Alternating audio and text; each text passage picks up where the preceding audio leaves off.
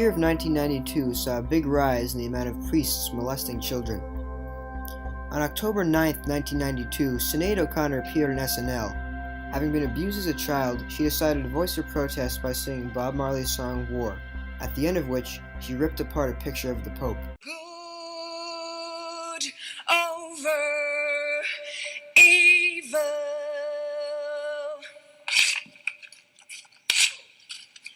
Fight the real enemy. Saturday Night Live had no idea she would do this. In fact, executive producer Lorne Michaels recalls that as soon as she tore the picture, everyone in the control booth stood up in shock. A week later, she was scheduled to play at a Bob Dylan tribute concert at Madison Square Garden. A performance which, combined with symbolic tearing of the picture of the Pope, played a major role in a global revolution ending in a sharp decrease in sexual abuse charges against priests. I'm joined by Charlie Mangold, who was the guitarist for Sinead O'Connor at the Madison Square Garden performance that evening. Thank you for being here, Charlie. That's my pleasure. Now, how did it come about that you were Sinead O'Connor's guitar player? Well, Lucas, I was a session musician at that time, playing for a lot of different artists. I was working with Phil Ramone. God rest his soul, he recently passed away. And he hired me to play on his, parched. To play on her record, which was Very Special Christmas. And that song that we recorded on that record was a Bob Dylan song. Then a week later, the Bob Dylan tribute took place. Now, give me a breakdown of what exactly happened that fateful night. Well, what happened was we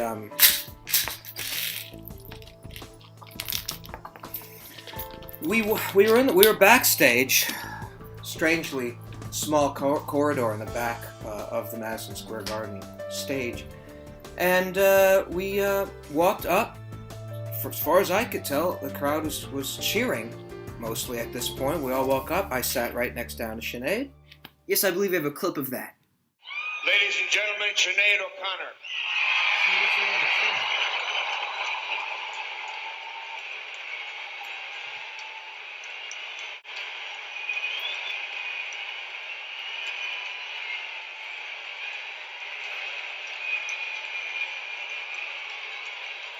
How did it feel to walk out on the biggest stage in America to this cacophony of cheers and jeers? Were you expecting that? It was very exciting to be on Madison Square Garden stage, of course. The most prestigious stage in all of, as far as I'm concerned, in all of the world. And you're walking out, and there's 20,000 people. Ostensibly, they're cheering. Start walking out, you start hearing boos. It felt odd. And how did Sinead respond? She came out. At first, it seemed like everything was going to be okay, and she prepared to sing. Musicians prepared to play. Then she started hearing the boos. She stepped back and stood there for 2 minutes maybe, silent, and then you could see her starting to get really angry.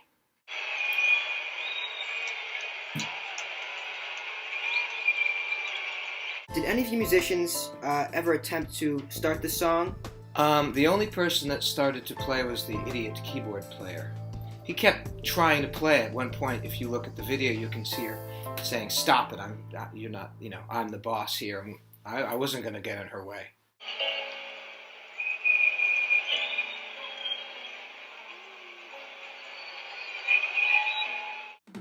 It is my understanding that Miss O'Connor did eventually sing something.